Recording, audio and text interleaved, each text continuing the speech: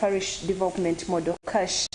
Student loan applications deadline extended. The government has extended the application deadline for students' loans on to October 15th, following the delayed admission of students to public higher institutions of learning. Then they bring you police to arrest politicians funding abusive bloggers. Politicians who fund bloggers that promote hate speeches in different social media platforms face arrest and prosecution, police has revealed. And also, Audit Forces Secretariat to change management of funds. It's all in today's New Vision. The New Vision also brings you the Queen's funeral, Queen Charles III, Queen Consort Camilla, and the rest of the royal family follow behind Elizabeth II's casket, draped in royal standard with the imperial state crown and the sovereign's orb and scepter as it is carried to Westminster Abbey after her state funeral in London. Get yourself a copy of today's newspapers and you will get the details of that story. Right now, allow me take you straight into today's international news update. We'll start with what's happening in Africa. The Nigerian Drug Enforcement Agency says it has made what appears to be the biggest seizure of cocaine in the country's history. Some 1.8 tons of cocaine, more than $278 million, discovered in a warehouse in Ikorodu area, northeast of the commercial hub in Lagos. The drugs were stored in 10 travel bags and 13 drums, according to the National Drug Law Enforcement Agency. 4 Nigerian men aged 69, 65, and 52-year-olds were arrested in different parts of Lagos.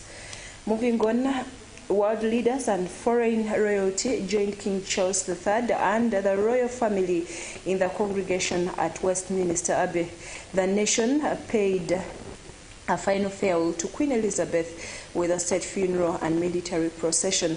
Hundreds of thousands of people lined the streets as the coffin was taken to Windsor, where she was laid to rest. At the funeral, the Dean of Westminster paid tribute to the Queen's lifelong sense of duty.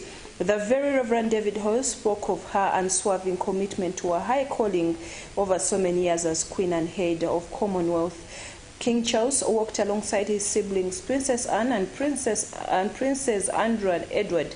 The Prince of Wales and the Duke of Sussex walked side by side behind their father along a route lined by representatives of all parts of the military.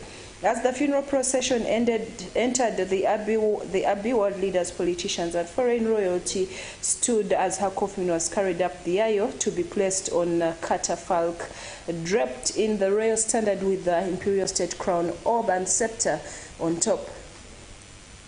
Moving on, Typhoon Nanmadol has killed at least 2 people and injured 90 others since it made landfall on the southernmost island of Kyushu on Sunday morning.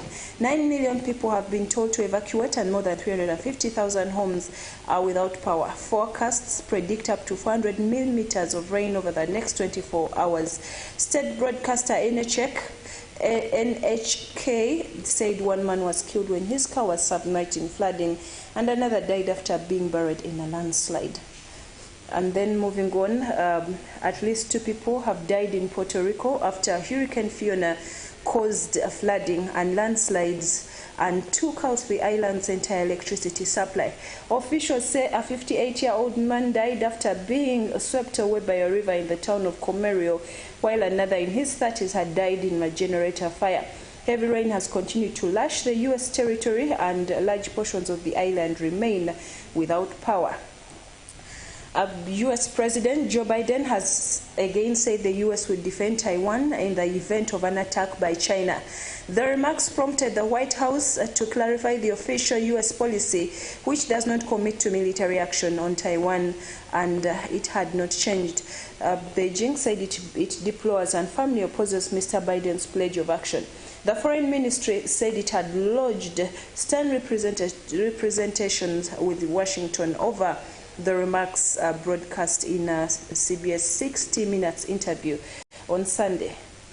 And also in the United States, President Joe Biden has declared the pandemic over in the U.S., even as the number of Americans who have died from COVID-19 continue to rise. Mr. Biden said that they will still have no problem and the situation is rapidly improving. Statistics show over 400 Americans on average are dying from the virus each day.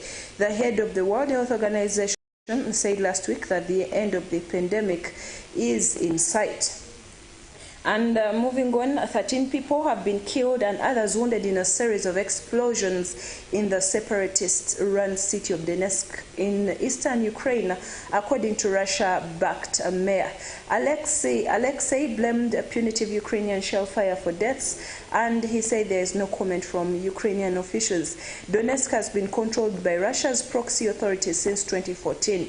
They have repeatedly accused Ukrainian forces of targeting the city. Independent confirmation is said to come by on the ground in separatist-held areas of the east. And finally, Prime Minister Liz Truss will vow to match UK spending on military support to Ukraine next year as she starts her government's agenda following the Queen's funeral. Ms. Truss will pledge military aid worth billions during a trip to meet world leaders in New York this week. She will use a speech to the UN General Assembly to rally support for Ukraine. The trip comes at a time of global economic turmoil driven by soaring energy prices and the Ukrainian war. The UK has been one of the leading donors of military aid to Ukraine, committing £2.3 billion since Russian President Vladimir Putin's forces invaded the country in February. Well, that brings us to the end of this morning's news update. Thank you for watching Channel 44. We'll return again at 12:45 with fresh news updates live here on Channel 44. Please remember to donate to the people of Karamoja as we salvage the situation there as they fight hunger in their region. The Pastors Now program is coming on.